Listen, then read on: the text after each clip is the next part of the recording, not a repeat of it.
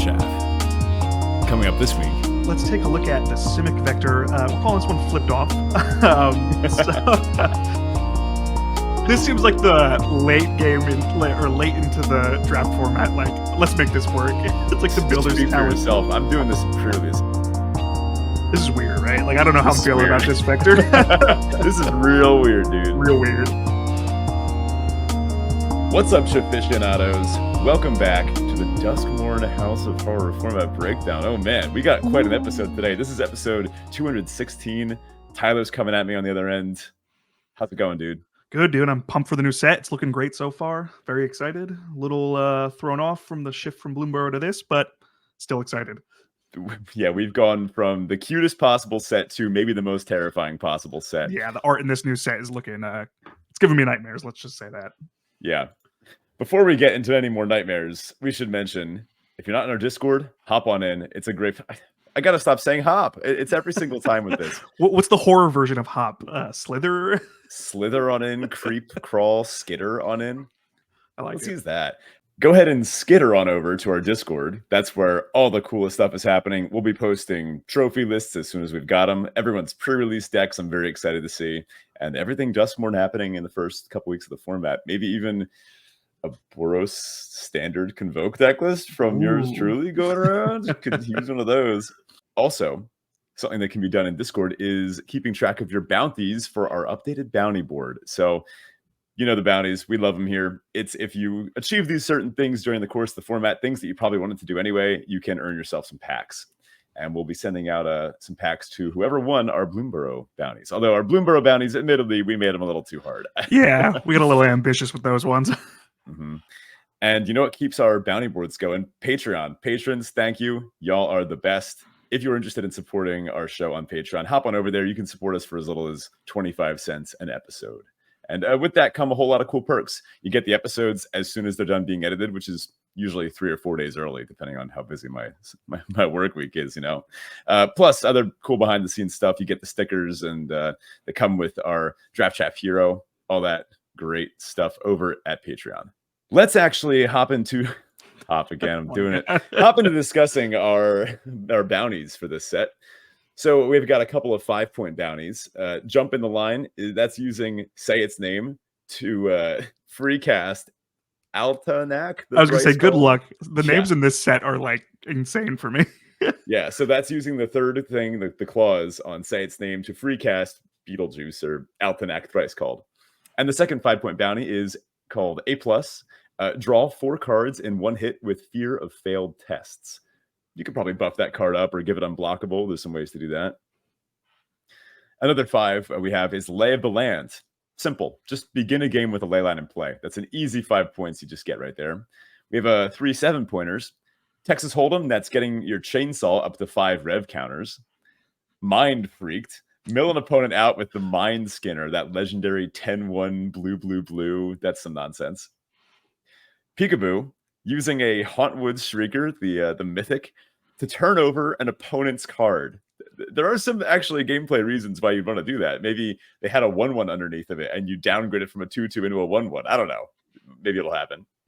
We've got some 10-pointers. One is Roomy. Cast Marina Vendrell and reveal 3 rooms. I think that's a worthy build around, right? Yeah, definitely. Yeah, I mean, the fixing in this set is pretty great. So I think 5 colors is definitely viable. Mm-hmm. We've got Cult Classic. This is maybe the one I'm most excited to try to do myself. Reanimate Valgavoth using Valgavoth's Faithful. And you can do that on turn 4, by the way. Such a turn flavor 4 win. Valgavoth. Oh, man. We've got 2 15-pointers. I mean, if you get one of these, you deserve the packs. Stairway to Heaven. Win the game using Promising Staircase. That's the room that checks to see if you have 8 or more unlocked rooms. And if you do, you win on the spot. I mean, come on. That's just too good. And finally, day 8. Survive being dealt the 20 damage by Cursed Recording. So Cursed Recording, it's an instant and sorcery doubler. But when you use it, I think 7 times, it deals 20 damage to you. Well, it's implied that kills you, but what if you could, gain life a little bit or survive that somehow? I think that's a worthy build around. Yeah. So if you are excited to get some of these, remember, if you're at pre-release, be sure to take a picture if this happens.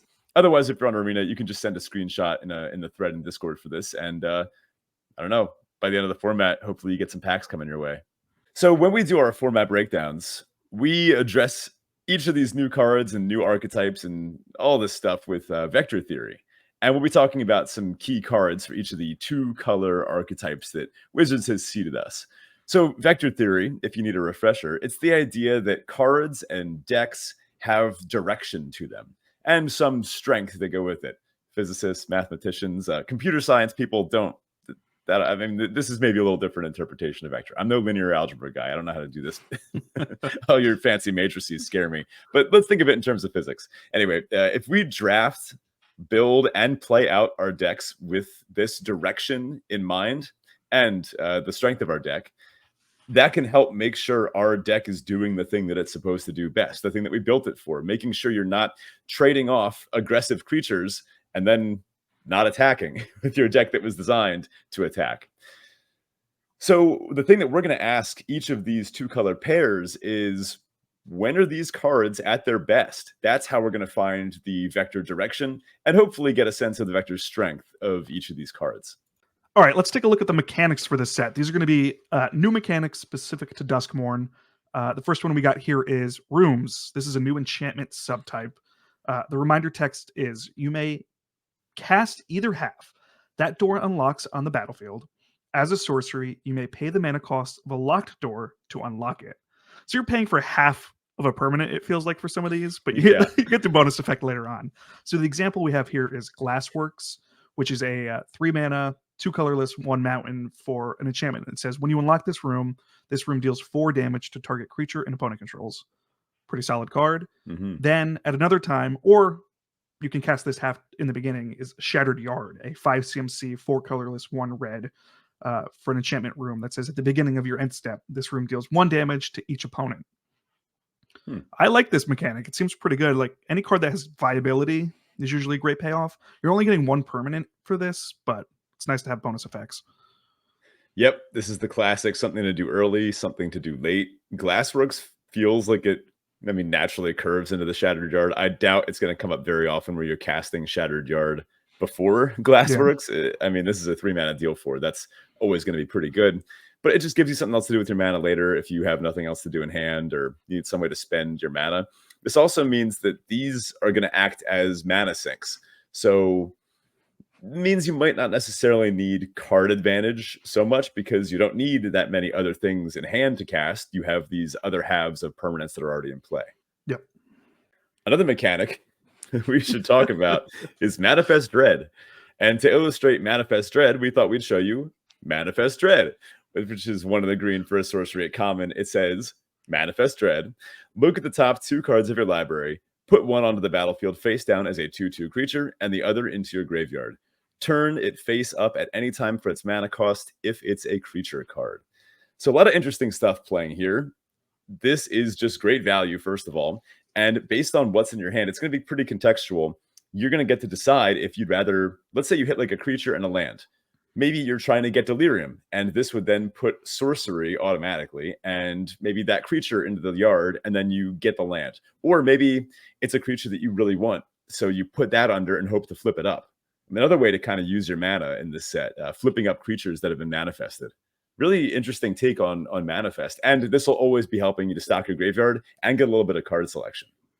Yeah, I'm loving this. This seems like, I like how they've been doing these flip cards in recent sets, and this honestly feels like one of the best we've seen in a while, giving the option to kind of choose between 2 cards, and I think graveyard's really going to matter in this set. Yeah. A note about these, they don't have Ward 2 like the last time we saw Manifest, so... Yes. Removal spells were sort of de-incentivized last time when we were doing murders at Markov Manor. Sorry, Karlov Manor. Sorry, Markarlov, whatever it is. I think removal spells are back on the menu. Murder's in this set, and I think murder will probably be pretty solid. Although if you're manifesting Dread for 2 mana, I guess you wouldn't really want to trade that for a 3 mana murder. Interesting. And this is a rules question. I've thought about this, and I can't remember how it was in AKM. If you have a creature that has hexproof on the other side and you flip it in response to target, it falls off, right? That's an invalid target at that point. Yeah. So Okay, flipping happens as a state-based action. It doesn't use the stack. So gotcha. when it says turn it face up at any time for its mana cost, that just happens instantly. It can't be responded to with like another kill spell. Split second. Yeah. Yeah, exactly. All right. Next, we got this is one of my favorites. This is like my favorite type of thing. We have survival. You're going Yeah. to see this on a lot of the human cards here, trying to survive their way through the rooms and treachery of this plane. So the survival for each card is different, but in essence, this card has to be tapped at the beginning of your second main phase for an ability to trigger. The example we have here is Veteran Survivor. It's a 1 white for a 2/1. It has survival. It says at the beginning of your second main phase, if Veteran Survivor is tapped, exile up to 1 target card from a graveyard. It also says as long as there are 3 or more cards exiled with Veteran Survivor, it gets +3/+3 and has hexproof. Sweet. Yeah, I mean, this is like the White Weenie Dream cards, right? Swing out, get benefits. hmm There are plenty of other ways to tap besides just attacking, but attacking is probably the easiest, right? Yeah. Our next mechanic is Eerie, and that's literally the name of the mechanic. It's pretty eerie too, though. It's a sort of a new Enchantress payoff. It says whenever an enchantment you control enters, and whenever you fully unlock a room, then something interesting happens. The example we have here is Unwilling Vessel. It's 2 and a blue for a 3/2 at uncommon. It's a human wizard with vigilance. And Eerie, whenever an enchantment you control enters and fully unlock a room, you put a possession counter on Unwilling Vessel. And when it dies, you make an XX blue spirit creature token with flying, where X is the number of counters on Unwilling Vessel. Note that that's any type of counters. +1, -1, flying, finality. Well, wait, no. If it dies, How would that work? never mind. So, this seems like the Enchantress thing, and it's pretty cool that it triggers off of unlocking rooms. This means that you don't have to have such a high density of enchantments in your deck to be able to get these payoffs frequently, but there are a lot of enchantment creatures because of the glimmers too. Very true. The nightmares as well; those are also enchantment. Yes, very cool. Creatures. Speaking of which, yeah, it's true. Next mechanic, we have Impending. So I think there's only 5 cards in this set that have Impending, so it's not super relevant. It's going to be on these like avatar horror creatures we see in each color. So what Impending does is it's an alternative casting cost for the card. So the example we have here is Overlord of the Boilerbergs. Boilerbergs? No, not Boilerbergs. Bilges, thank you. So this is a 6 MC 4/2 red for a 5/5 enchantment creature, Avatar Horror. Its main text says whenever this creature enters or attacks, it deals 4 damage to any target. Pretty solid. Ridiculous. But it also has Impending 4, which costs 4 CMC, 2 colorless, 2 red. It says if you cast this spell for its impending cost, it enters with 4 time counters on it, and it isn't a creature until the last is removed. At the beginning of your end step, remove a time counter from it. So this is pretty interesting. Yeah, you're getting that benefit of effect, a cheaper cost, and then eventually you're going to have this massive creature that can recast these effects. They're similar to the Titans we had in, I forget what core set that was, but in my mind, these feel very similar to those. Yeah, these cards are kind of nuts. No, so the super question crazy. is, like, would you rather? I mean, this one is impending for 4 mana, Yeah. right? And then you have to wait 4 turns. Whereas if you have those next 2 lands in your hand, maybe you're thinking, do I just wait and cast this on turn 6 and then it can attack right away? Yeah. Yeah, it's pretty interesting. I had some things too. Like if you bounce this, like it just comes in, right? Like it resets. Like, okay, yeah. These are interesting. I like these a lot. Like I guess it is kind of circumstantial, or like it's turn 4, your opponent has something that you want to kill with this card. I think it's worth playing out. Eventually you'll get this. Obviously it's better to wait for turn 6, I would say, in most of the time, because you want to be able to have that attack trigger. Yeah. And these are all different too. The green one ramps. So I think that's actually a lot better to play on turn 3. Definitely. I mean, the blue one draws cards. They're all pretty sick, and if you'd be very happy to see any of these in your sealed pool, we'll say it like that.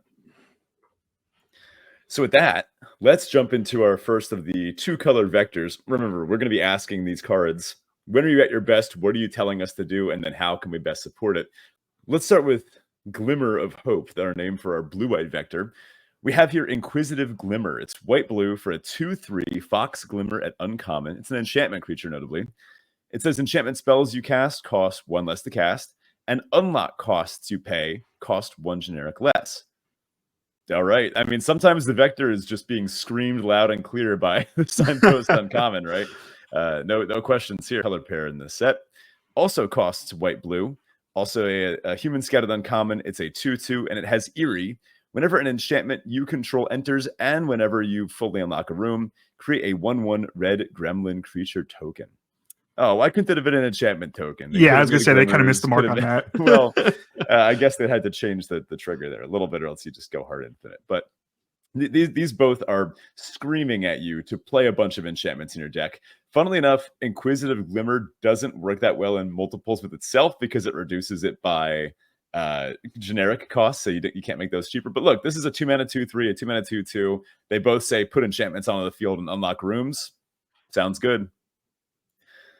So here are some things that you can use with it. We have Optimistic Scavenger. It's white for a 1/1 human scouted uncommon, and it has Eerie. Whenever an enchantment you control enters, and whenever you fully unlock a room, put a 1/1 counter on target creature. So I guess if you're making a bunch of little 1/1 gremlins, and then you're trying to buff them up with the Optimistic Scavenger, seems like a pretty solid game plan. We've also got Bottomless Pool and Locker Room. This is a room at uncommon. Bottomless Pool costs blue. And it says, whenever you unlock this door, return up to 1 target creature to its owner's hand.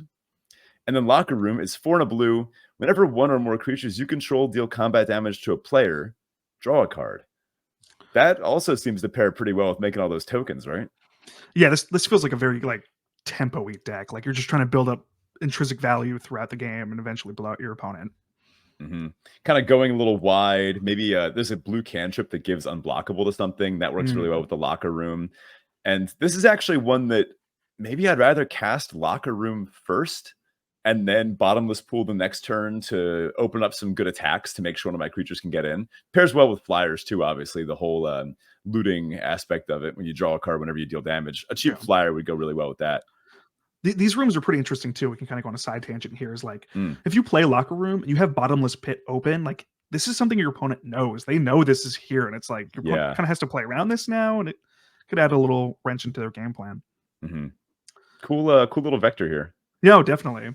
So let's take a look at the blue-black archetypes here. We call in this one What a Nightmare. So each color pair is going to have 2 uncommons to represent what we're kind of doing here. The first one we're going to take a look at is Skull Snap Nuisance. This is a 1 blue, 1 black, 1/4 creature, insect, skeleton at uncommon. It has flying. It also has Eerie. Whenever enchantment you control enters, and whenever you fully unlock a room, surveil 1. Pretty good, nice control.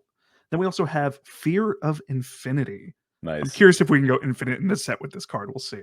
This is a 3 CMC, 1 generic, 1 blue, 1 black for a 2/2 enchantment creature nightmare. It has flying, lifelink. Fear of Infinity can't block, and it also has Eerie. Whenever enchantment you control, and whenever an enchantment you control enters, and whenever you fully unlock a room, you may return Fear of Infinity from your graveyard to your hand. Yeah, pretty interesting. There's a lot of, especially in Rakdos, there's a lot of sack cards. I think black has a lot of decent sack effects, so that can work pretty well in that vector. This seems to go really well with the blue-white ones. Maybe we'll see like an Esper Rooms thing. That's what I was thinking. They're both kind of like this, enchantment control vibe. So yeah, I'm very curious. Some cards that work well in these, we have Sporgenic Infection. I'm going to pretend that's right. It's a 2 CMC, 1 generic, 1 black for an enchantment aura.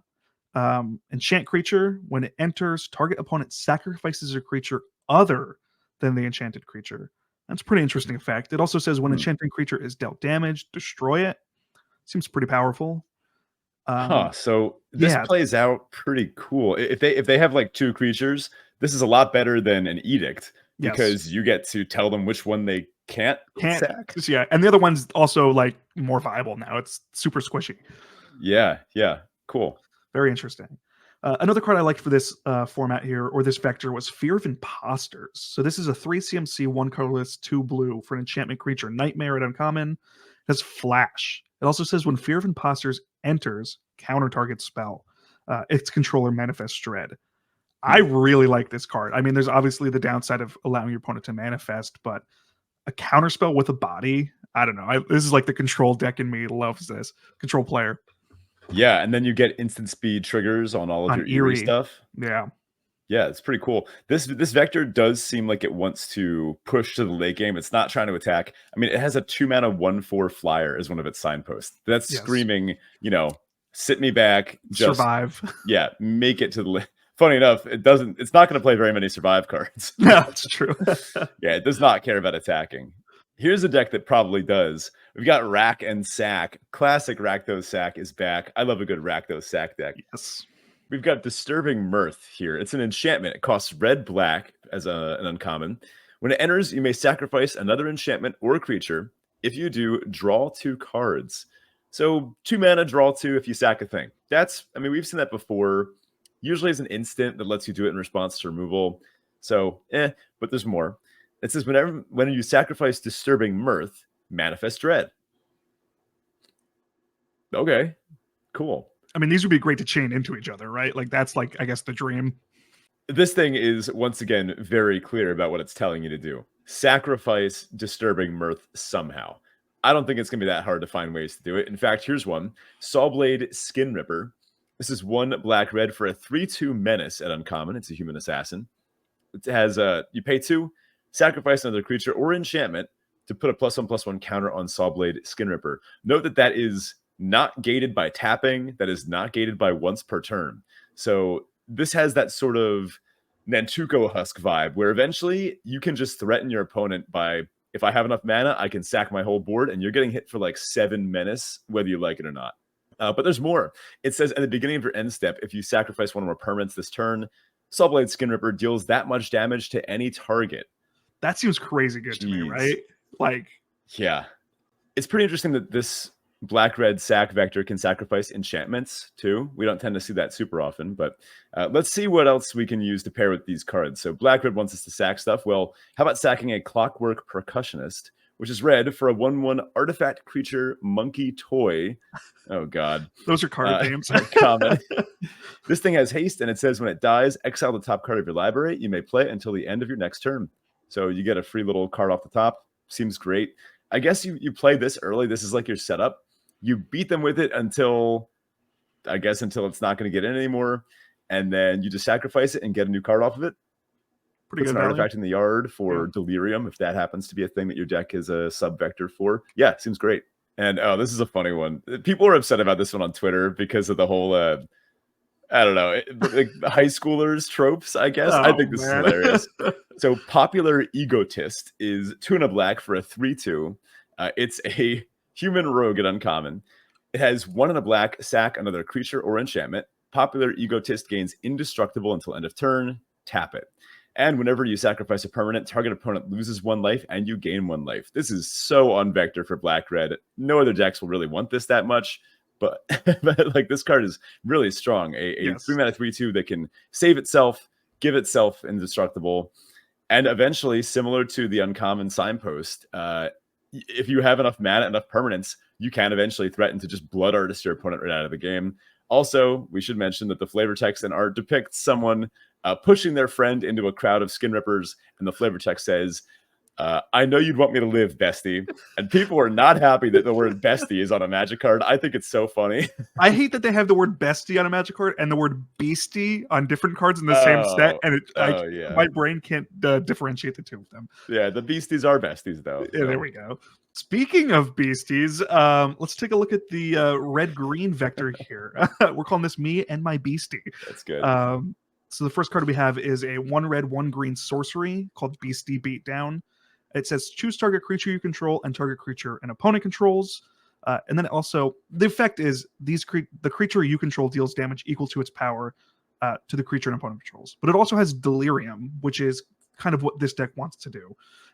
It has Delirium. If there are 4 or more card types among cards in your graveyard, put 2 1/1 counters on the creature you control. If you have Delirium, this effect takes priority. That goes first before the damage is dealt. But that's what this vector is trying to do. We're trying to get the Delirium as fast as possible.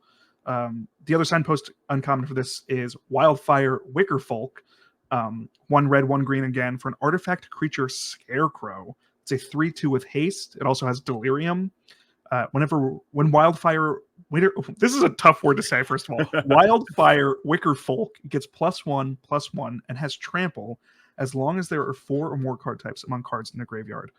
This is pretty good. I like this. I mean, this is threatening as a 4/3 with haste for 2 mana. Jeez.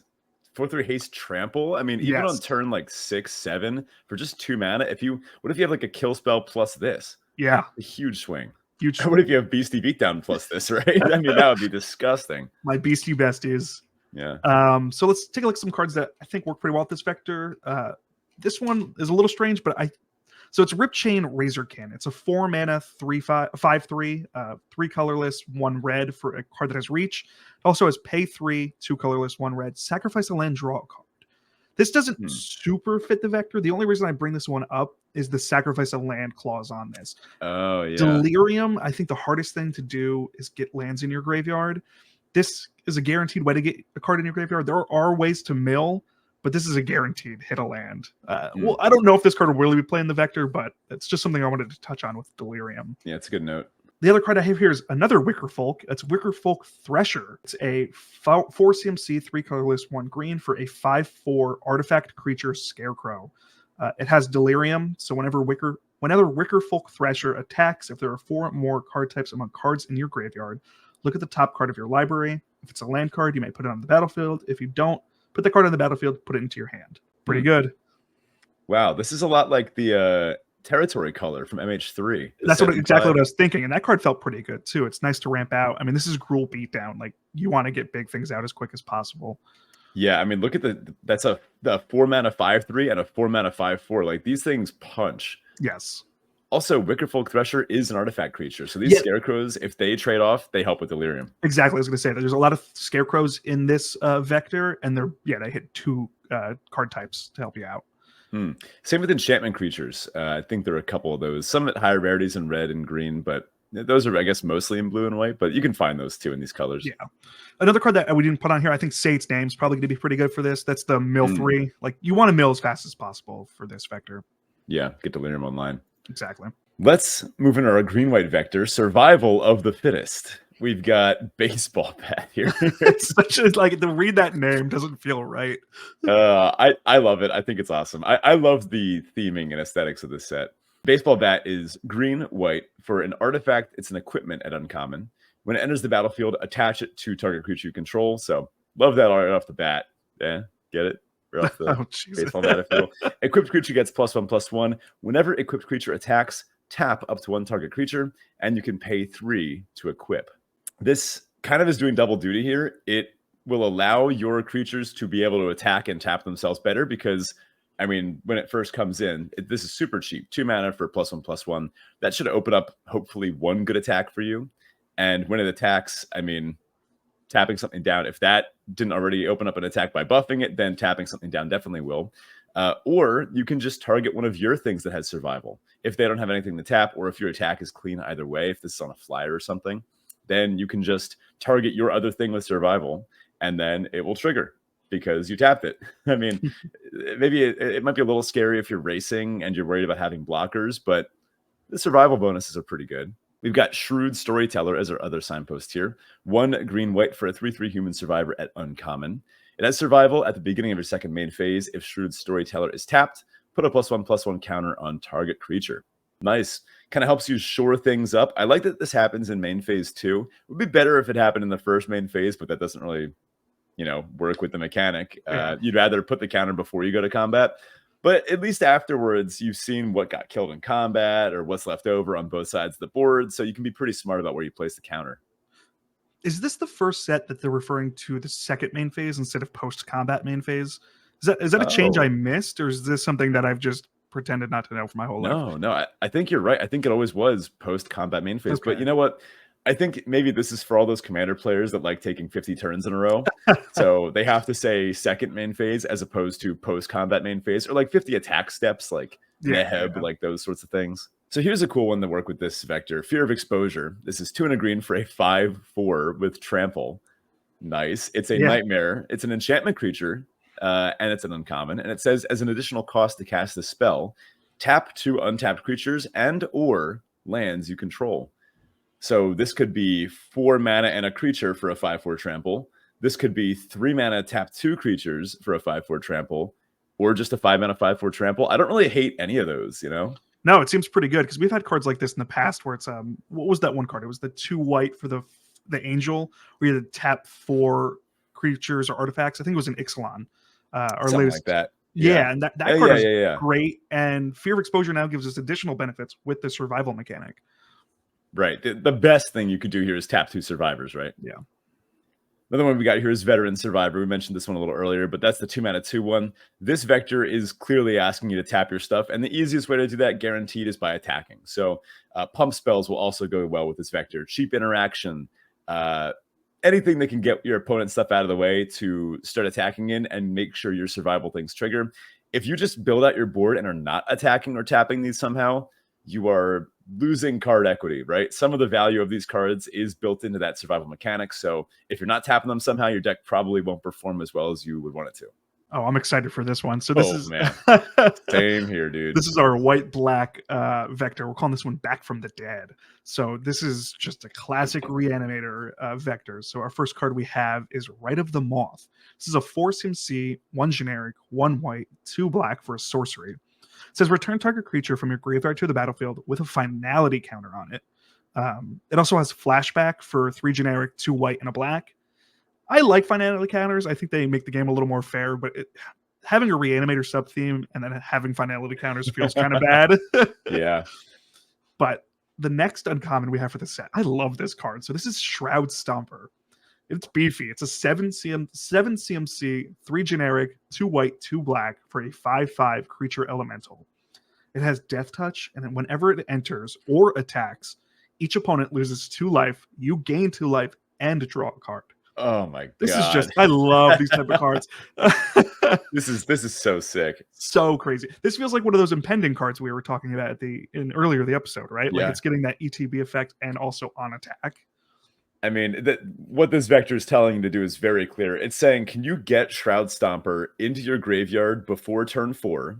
And then can you cast Rite of the Moth targeting it on turn 4? Because if you can, how are you losing from there? Yeah, it's crazy. I'm so excited. I'm going to slam every Shroud Stomper I see, which is probably the wrong thing. You probably want 2 of these at most in your deck, but no, this card looks so sick. It also kind of reminds me of Jean Jacket from Nope. See, I was trying to figure out what was in the art, and then you're right. As soon as you see in the center of the art, there's like this thing sucking up something in like the esophagal tube you see in Jean Jacket. Yeah, it's like a curtains elemental, I guess. I don't know. Interesting. I don't want to know. So some cards I liked for this. We have Valgavoth's Faithful, which we briefly talked about in our bounty boards. So this is the 1 CMC black for a 1/1 creature human cleric. It has pay 4, 3 generic, 1 black to sacrifice this card. Return target creature card from your graveyard to the battlefield. Activate only as a sorcery. So this is there's actually a decent amount of Reanimator effects in this format, and this is a great one. Mm-hmm. Yeah, another way to do it by turn 4. Yeah, exactly. Yeah. So a card that I thought was great too as a Reanimator target here is Patched Plaything. It's a 3 CMC, 2 generic, 1 white for a 4/3 artifact creature toy with double strike. It says when Patched Plaything enters, it enters with 2 -1/-1 counters on it if you cast it from your hand. So obviously the incentive here is to reanimate it. You get yourself a 4/3 double striker. This is sick. I hadn't really thought about the play pattern, but Black-White Reanimator needs to do something on the earlier turns to... I mean, this is like a pretty defensive vector. It's funny. Yep. It wants to be proactively dumping stuff in the yard and attempting to reanimate it, but it knows that it can't do that right away. It can't put pressure on the opponent as fast as, say, red, white, or red, green. But the way Patched Plaything is going to play out, if it comes in as a 3-mana 2/1 double strike, that's not bad for either attacking or just holding back. And then you're incentivized to trade it off, and maybe you haven't found one of your top-end fatties yet. If you reanimate this thing, 4/3 double striker. Yep. Boom. Perfect. Next one, we have for black-green, our vector, a dead giveaway. We've got Brood Spinner here. This is black-green for a 2/3 spider. This is the goofiest looking card, by the way, before we go any further. I can't get over this card art. I mean, the Draft Chaff cube has the spiders vector. Yeah. I'm going to find a way to get this little guy in here because it is so funny. So it's a spider at uncommon. It has reach, as spiders are wont to do. And it says when it enters, Surveil 2. Nice little value card. I'd probably play it if that was all it did. But you can also pay 4 black-green, sack it, create a number of 1/1 black and green insect creature tokens with flying. equal to the number of card types among cards in your graveyard. Nice. I want to know how this thing gives its babies flying. Like, what is it doing wrong, different? Yeah, I guess whatever it pops out are not spiders. There's something else. They're insects. Right, I mean, that's this is true. an arachnid. Those are insects. Like, this is, in any case, clearly this is saying aim for delirium, but go even further, you know? Like, why not? Dump some other stuff in there if you can. This will usually crack for 4 or 5 spiders. Well, flying insects. And that, I mean, that's really strong. We also have Drag to the Roots. It's 2 black-green. It's an instant and uncommon. And it has Delirium. It says this spell costs 2 less to cast as long as there are 4 or more card types among cards in your graveyard. And man, what a clean text box. Destroy target non-land permanent. Ah, beautiful. Yeah, and if you get to do that for black-green, I mean, what, Abrupt Decay, but better? Well, I was going to say Assassin's Trophy, but better. yeah, a trophy. I mean, you're getting like an eternal playable level card. This hits their rooms, you know? Yeah, there's so many things this is going to help with. Yeah. Yeah, rooms. I mean, if people are reanimating giant cards, this can hit their Kaito if they have their Kaito out. This could hit an impending Titan. Like, oh wow, yeah. Yeah. They really remove that last time problems, counter out and you instant out Drag to the Roots. Yeah. It seems like this is a pretty good reason to want to get Delirium. So some cards that work well with this, we have Patchwork Beastie. This is green for a 3/3. It's an uncommon. It's an artifact creature. So notably with this guy, that's 2 counts for Delirium right off the bat if you can get him in the yard. And this guy says, Delirium, Patchwork Beastie can't attack or block unless you have Delirium. So 1 mana 3/3 can't attack or block. All right. But also at the beginning of your upkeep, you may mill a card. And if you hit this thing on turn 1, you're just going to be milling a card every single turn. Eventually, yeah, you'll hit Delirium, and then you got yourself a 3/3 that's just ready to go. I like that it has a May ability too. It's like once you hit Delirium, you can stop. You don't have to keep running cards. This also works pretty well with fight or bite spells. Just because it can't attack or block doesn't mean it can't, like bite a creature your opponent controls. We also have Appendage Amalgam. This is 2 and a black. It's a 3/2 flash. This one's an enchantment creature. It's a horror at common.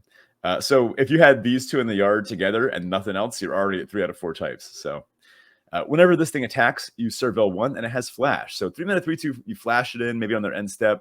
You get a nice attack in with it. You Surveil, helps you get more Delirium. Seems great. Yeah, definitely. It's interesting this card has flash. Like this why does it have flash is my only question. It feels out of place, but I'm not going to complain. Yeah. It makes the card better. It does actually pair pretty well with the blue-black vector as well. An instant speed enchantment. You could also hold up there's a counter spell. There's one we saw earlier, the one that lets you manifest dread, but that's a creature. There is also a 1 blue counter spell in the set that says either counter target spell or manifest dread at instant speed. So having 3 mana things to do with instant speed seems like it might be a little sub-vector in blue and black. All right, next, let's take a look at the Simic Vector. We're calling this one Flipped Off. The first card we have is Oblivious Bookworm. This is a 1 green, 1 blue for a 2/3 creature human wizard. It says, at the beginning of your end step, you may draw a card. If you do, discard a card unless a permanent entered the battlefield face down under your control this turn, or you turned a permanent card face up. This card seems crazy even without that additional, flipped, I don't know, 2 mana 2/3 looter on enters seems pretty great. I mean, if your opponent just plays this on turn 2, don't you feel like you're so behind? They go 2 mana 2/3 loot go, and you have 1 land in play. It's like, geez, what happened? yeah. And late game, this is just drawing you cards because this is what this vector wants to do. It wants to manifest dread, play these face down cards. And we'll take a look at that here with the second uncommon. We have Growing Dread. This is a 1 green, 1 blue for an enchantment with flash. It says when this enters, manifest dread. Whenever you turn a permanent face up, put a 1/1 counter on it. Pretty good, pretty straight to the point, but great payoff. I'm liking this. A note about these: you're incentivized heavily to put a creature under your manifest. Definitely. This one will sort of play anti-vector to Reanimator, or trying to put things in the yard to get back creature-wise somehow, because both of these do key off of flipping a thing face up. Only way you can do that is if you put a creature under there. Yes. So if you're trying to do this, you won't need too many more late-game mana sinks, because that is your late-game mana sink, flipping the creature. Some cards I liked with this vector here. We have Overgrown Zealot. This is a 1 generic, 1 green for an 0/4 creature elf druid. I mean, this is your mana dork of the set. It's got tap, add 1 mana of any color, which is already better than most mana dorks. And then it also has Yeah. add 2 mana of any color, any one color. Spend this mana only to turn permanents face up. Wow. That's pretty good because this lets you get the cards out to manifest dread, like to cast cards with manifest dread, and then even better late game to eventually flip those massive creatures. That thing gets going super quick. Plus, it's a 2 mana 0/4. I think you'd be pretty happy to just put this in front of like a 3/2 for. Yeah. If they trade a pump spell with your 2 mana dork, it's like, all right, like I'm a little behind, but it did its job. I mean, 2 mana 0/4, that's so beefy. So solid. This wants to go to the late game for sure. Definitely. The next card I want to take a look here is Paranormal Analyst. This whole vector is like the Ghostbusters too, right? Like every card in this vector has Ghostbusters. So this is a 1 generic, 1 blue for a 1/3 creature human detective. Hey, we have detectives back. I didn't realize that. Nice. It says whenever you manifest dread, put a card you would put into your graveyard this way into your hand. So this just makes all your manifests, put a creature on the field, and draw a card. I mean, Pretty nuts. nuts. Yeah, that's insane. Next up, our blue-red vector is not enough room. The house, man, I do love the way that this set is, set up lore-wise. The house having expanded in the entire plane. A lot of rooms, and the blue-red cards, well, they care about the rooms. So Intruding Soul Rager. This is blue-red for a 2/2 Vigilance. Not flying. It is a spirit, though, and it is an uncommon. So careful with this one. It is a non-flying spirit with Vigilance. Cool. So besides that, it also has tap, sacrifice a room. Intruding Soul Rager deals 2 damage to each opponent. Draw a card. Interesting. I know this is so interesting because this vector is the room vector. And like to get rid of kind of what you want to do, I don't know. I don't know how worth this is ever going to be. Yeah.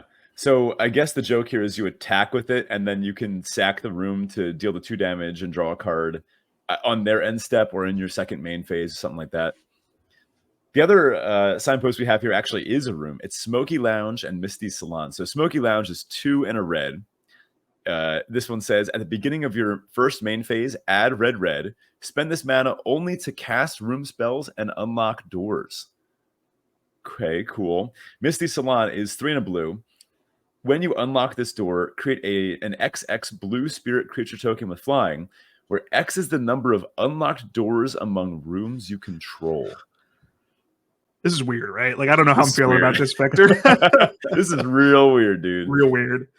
So let's ask the obvious question. What happens if you just go 2, 3, 4 curve here? So you play the Soul Rager, you play Smoky Lounge, you only have a Soul Rager in play. Your opponent plays like a 2/2 into a 3/3. You're like, okay.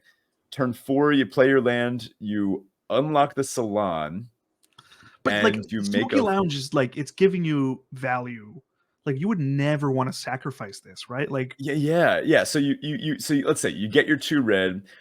On turn 4, you spend 2 of the red and then 2 of your mana to unlock the Misty Salon, or maybe you even play a 2 mana room first if there are any of them. So then you get a 3 mana, you get a 4 mana ish but discounted 3/3 flyer. And that's if you had another room in hand. This feels really clunky. It does. And this is going to be the vector that, like, oh, we're trashing on. It's going to be the number 1 vector. Like, this is, you know what I mean? Yeah, but then this just doesn't, these don't feel like they vibe well together. I'm just having a hard time connecting the dots here. I'm interested, but I'm very, very doubtful. Rampaging Soul Rager. Let's take a look at this guy. This is 2 and a red for a 1/4 spirit at common. And it says, the Soul Rager gets +3/+0 as long as there are 2 or more unlocked doors among rooms you control. So then you just get a 3 mana 4/4 straight up if you've unlocked 2 or more doors total. So that doesn't mean both halves. That could be like you've done the first half of one and the first half of another, and then you get 3 mana 4/4s off of this thing. Yeah, even still, this card feels clunky. I included it because it obviously cares about rooms. But it's on vector for sure. It is on vector for sure, but like a 3 mana 3/4, like that does nothing. Is that good? Like you'd have to set this up to even make this that. I mean, I guess the question here is, this is the vector, but what is the strength of this vector, right? Like, what's it actually doing? Ghostly Keybearer. This one I think actually could make this deck tick. Definitely. This is 3 and a blue for a 3/3 flyer. It's Spirited Uncommon. And it says, whenever it deals combat damage to a player, unlock a locked door of up to 1 target room you control. So this is a way that you could start unlocking the really expensive ones. There are some doors that cost like 8. There's a black Yes. one that costs like 8 or 9 mana that reanimates your graveyard to the battlefield. There's one that lets you double all the triggers like Panharmonicon. You could definitely do some nonsense, but I'm almost wondering if Doors is going to be like a 5-color, like good green door fixing. There's one that goes and tutors out of basic. There's one that makes your lands tap for mana of any color. I don't know. I feel like there's something here. There's something with the rooms. I'm definitely interested in a Marina 5-color deck. More on that later. But I don't know if blue-red is it. It feels clunky as we're looking at these spoilers and things. Ghostly Keybearer seems really great because it is essentially free mana. It is not a May ability on Ghostly Keybearer, so make sure the rooms that you have left to unlock are viable and worth unlocking at that point in the game. Like you don't want to like bounce something that you don't want to target. Yeah. With that one. Yeah, good point. Exactly. Yeah. I gotta say though, the spirits in this set, like these 2 cards are amazing. If we go back to the previous slide, like the Intruding Soul Ragers art, I love. Like it gives total 3D movie vibes, right? Oh yeah. Did you read the flavor text? It says the souls of those who perished outside the house persist as fractured echoes, driven to share their misery with the living. Yeah, and all the arts of the spirits definitely give that vibe. Yeah, in the lore they call them glitch ghosts, which is pretty gnarly. All right, next we get Boros. Here we go. We're calling this one Clowning Around. So the first signpost uncommon we have is Midnight Mayhem. It's a 4 CMC, 2 generic, 1 red, 1 white for sorcery. Create 3 1/1 red gremlin creature tokens. And then it also says gremlins you control gain menace, lifelink, and haste until end of turn. Sure. I mean, there's other gremlin cards in this format. Like, I don't think there's too many. I can only think of one off the top of my head. So I don't think this is going to be like a viable like gremlin synergy. But the legendary card we have next here, Arabella Abandoned Doll, is a 2 CMC, 1 red, 1 white for a 1/3 legendary artifact creature toy. Why not? Yeah, why not? Whenever this creature attacks, it deals X damage to each opponent, and you gain X life, where X is the number of creatures you control with power 2 or less. That's the vector for that's the vector. Boros cares about power 2 or less. Most of the cards are going to care about that type of thing, and this card seems great for that. Great payoff.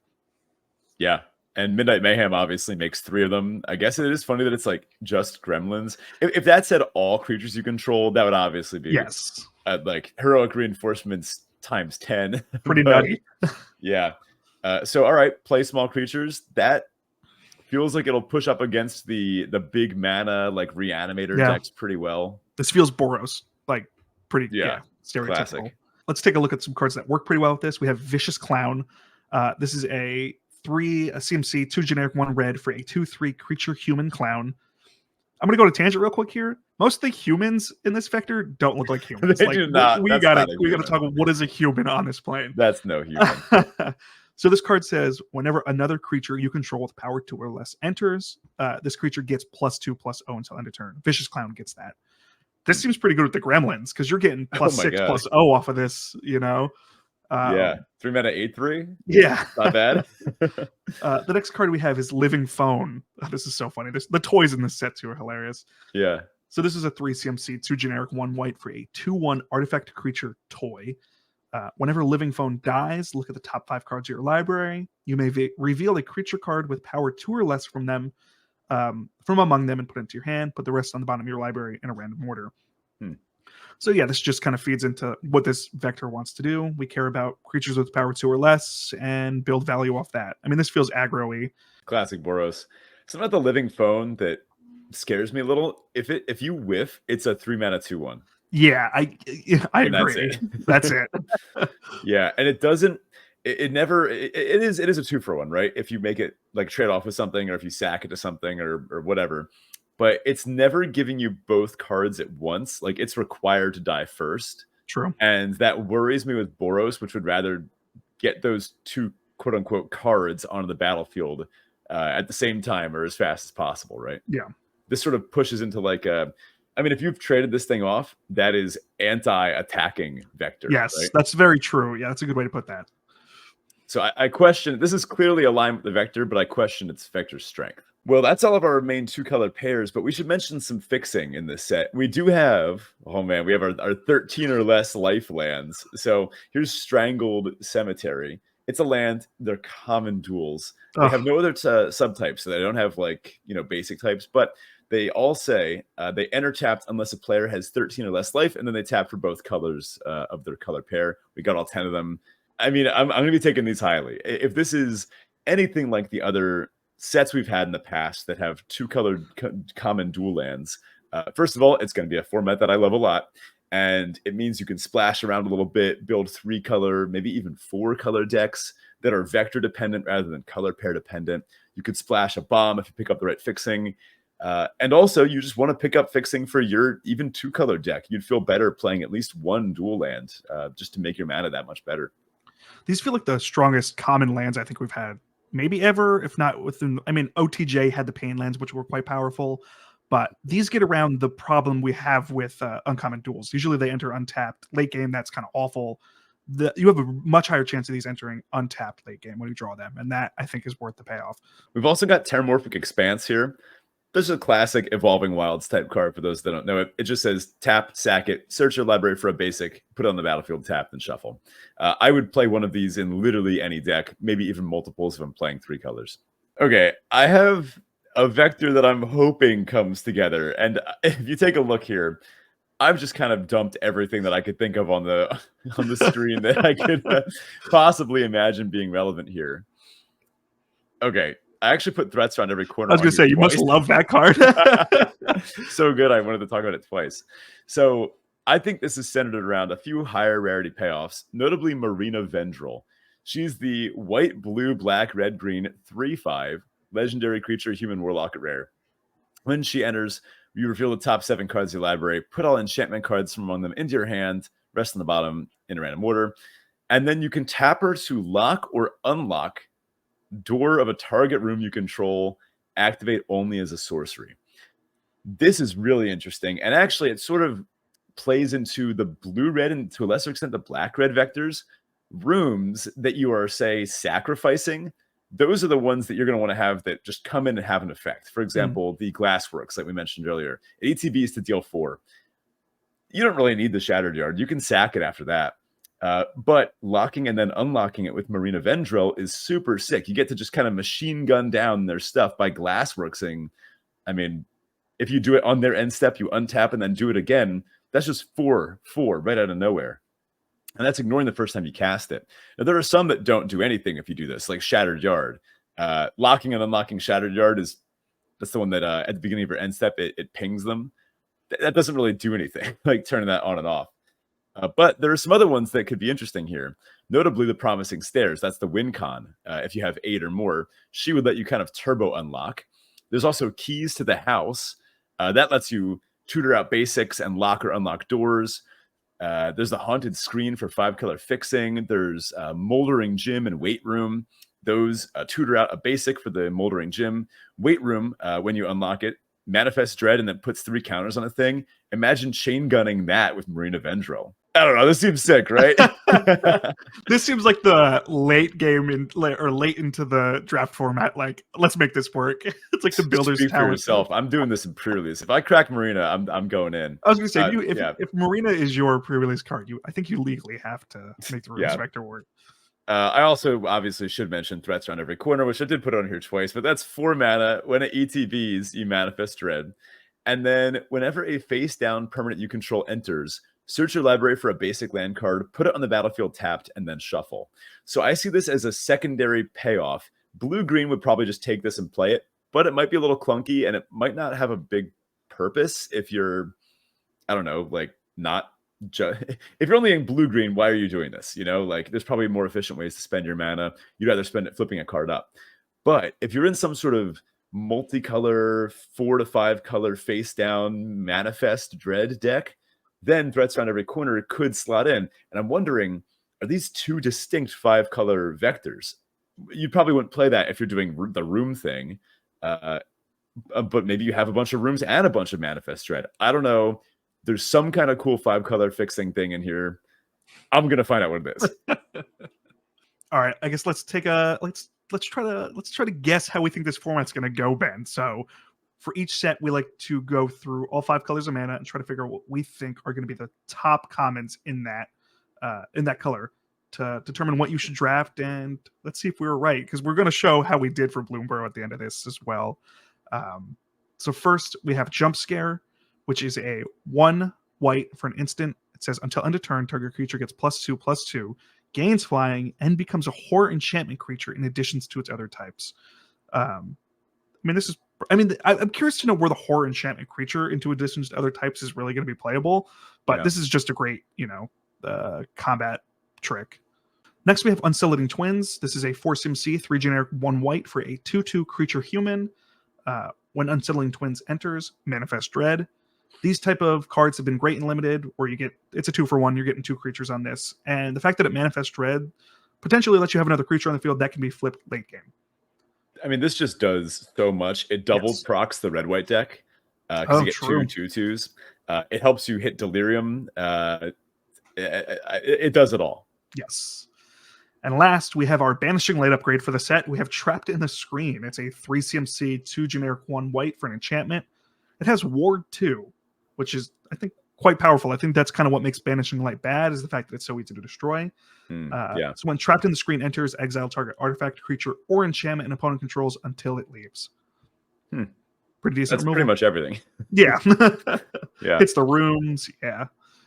Oh, yeah, good point. Oh, and if it ever would get blown up and the room were to come back in, neither half is open. They'd have to go in and reopen either. So hitting a room with this basically shuts it down forever. How do you trap a room in the screen? How does that work?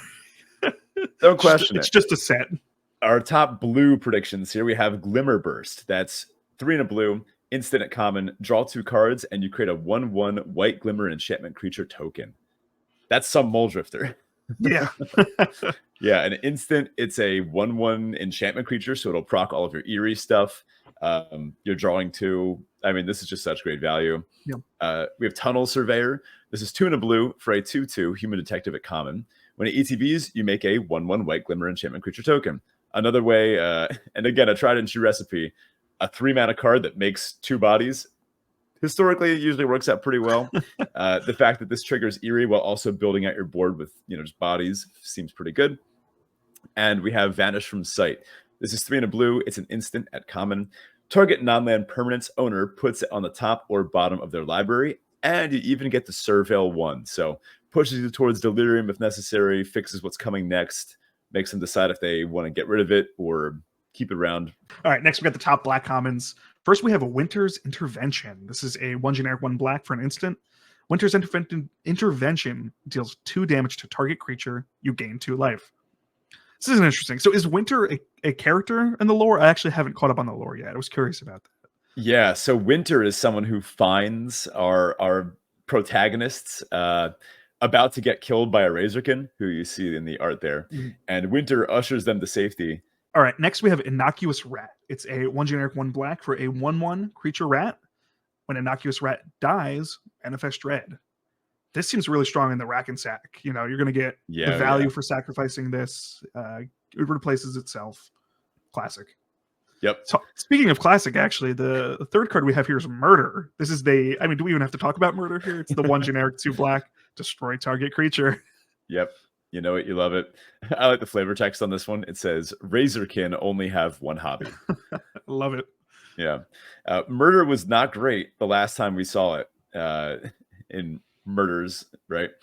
I think in this set, now that the average creature is much less worded, I think Murder is back on the menu. Our top red predictions here, we have Clockwork Percussionist. We talked about this guy before. That's the 1 mana, 1/1 haster. Just a lot of value for a tiny body. And next we have Scorching Dragonfire. That's kind of a funny reprint to see here. They managed to work a dragon into the story somehow. Scorching Dragonfire is 1 in a red. Common, instant, deals 3 damage to target creature or planeswalker. And if it would die at this turn, exile it instead. Seems pretty relevant for taking out something like an artifact or enchantment creature to prevent them from getting Delirium as easily. Or, I mean, there's a Reanimator sub-theme in this set. So this just takes care of something permanently. And then we have Turn Inside Out. This is maybe a hot take. I don't know about this one. Could go either way, but it's red. for an instant at common, and it says target creature gets +3/+0 until end of turn. When it dies this turn, manifest dread. So I love this type of card. We had one when we were back on Strixhaven. Rather than manifesting dread, it made a 3/2 spirit. I just think this does so much for 1 mana. This, I mean, think about it. In the right combat, this could just win you the game, right? This could act as a lightning bolt. They're tapped out. They have 4 blockers. You swing with 5 attackers, and they're at 3 life. It's like you're going to win no matter what happens there. Or if you can set this up, and there are ways to get blown out here, but if you're smart about it, you can set this up on your opponent's creature if it's about to die anyway. You could set this up on one of your creatures to make it trade off with something that's way bigger. And then when that thing dies that turn, you're getting a 2/2 that also lets you manifest and put the card in the graveyard. So this is all for 1 mana. I just see this as like a ton for 1 mana. No, I think this is a great card. And as you said, in many different scenarios, this card's going to be amazing. I think this is definitely going to be, this might be the top common overall. I wouldn't be too shocked. The last time we saw this type of card, it overperformed everyone's expectations. So I have high hopes for this one. But this is also the one with the widest disparity between what I think it could be and what it might turn out to be. Like, I know Scorching Dragonfire is going to be an awesome card in this format. I don't know about Turn Inside Out. All right, lastly, let's take a look at our top green comments. First, we have Monstrous Emergence. This is the 1 generic 1 green sorcery. As an additional cost to cast this spell, choose a creature you control or reveal a creature card in hand.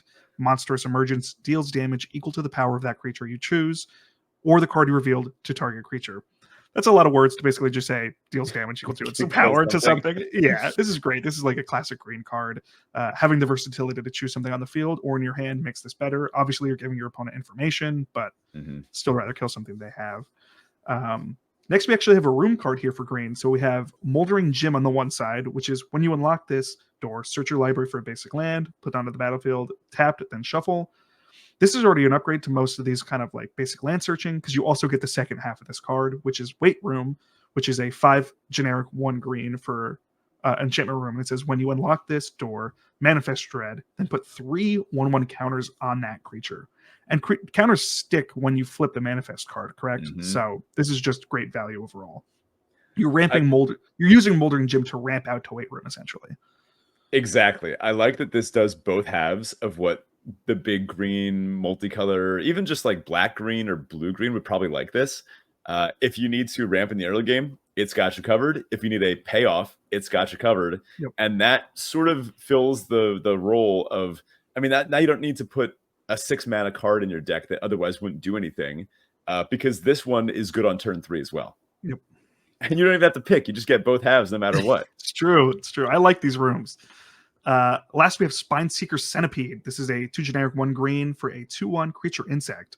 When Spineseeker Centipede enters, search your library for a basic land card, reveal it, put it into your hand, then shuffle.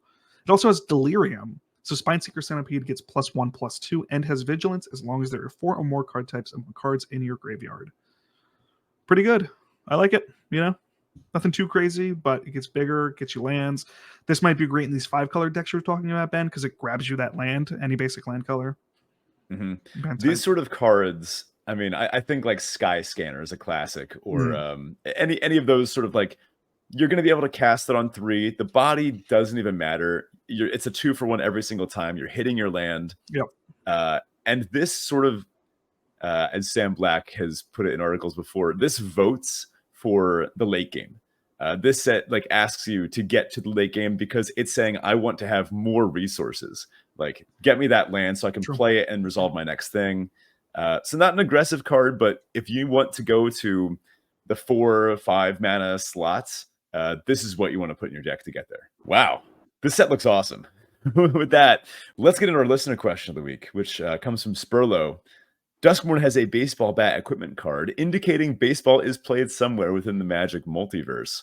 Has there been a sports-related card in previous sets? Great question. I did a little bit of digging, and here's the best I could come up with. I'm curious, listener, if you could let us know in Discord what we missed, because I'm sure I couldn't think of everything. But what first came to my head was Contested Ball Game.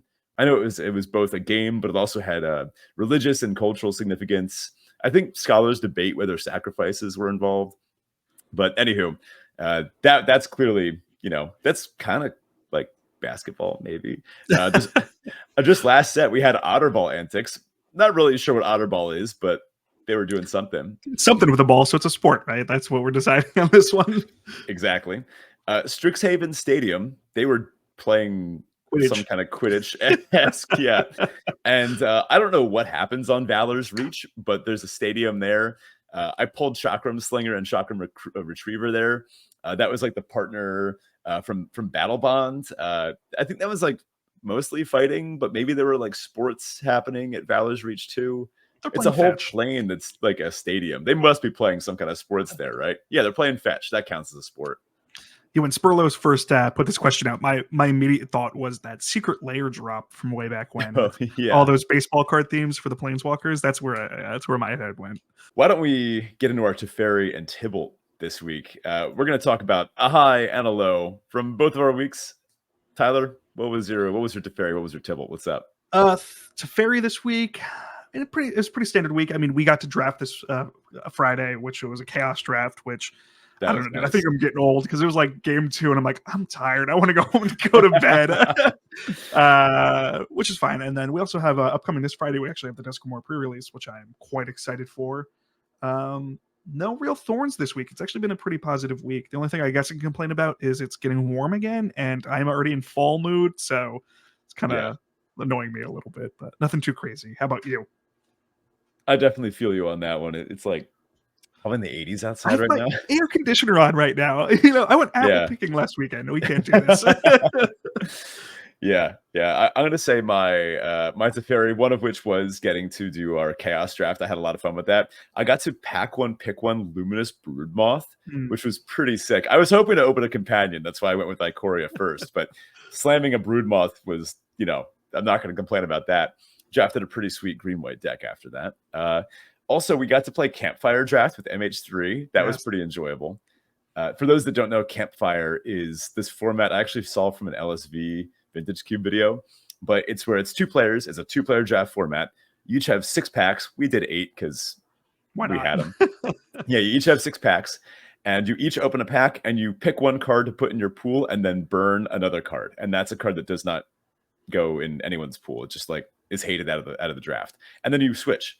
So there's some really interesting mind game stuff going on where you and I were trying to figure out what the other person was drafting. Yes. And it was our first time doing this. So I think it's fair to say we both really struggled to figure out what the other person was drafting and like trying to hate. I think we were both hating like the good green Eldrazi cards. I think so too. Yeah. Neither of us was actually playing it. So it just didn't really do anything. Chris was so strong in that set. So we were like, we got to hate every Chrysalis we see. And I didn't see a single Chrysalis, and I don't know if you did either. I did actually pick one of Chrysalis, and that was the only time I saw. That was basically the only good red-green Eldrazi card I saw. I know you said you hated the Titans Vanguard, which was smart. Anyway, my other Teferi this week was that I got to go to the Ren Fair yesterday for the first time. That was pretty great. Yeah, I got to smack my girlfriend with a foam sword. That was pretty cool. And they had this thing where there's a guy who his head is like peeking out through a wall and his arms are kind of sticking out, sort of like in the stocks. Yeah. And you're supposed to pelt him with tomatoes, and it's from like maybe 15 meters away, and he's like jeering at the people that are doing it. He's like, man, that was the worst throw I've seen all day. Just like getting really personal, like, oh, like talking to like an adult, like, oh man, the kid that tried earlier got closer. I will say I came out of nowhere. He didn't even see me. Beamed him straight in the forehead. Oh, there we go. With his tomato.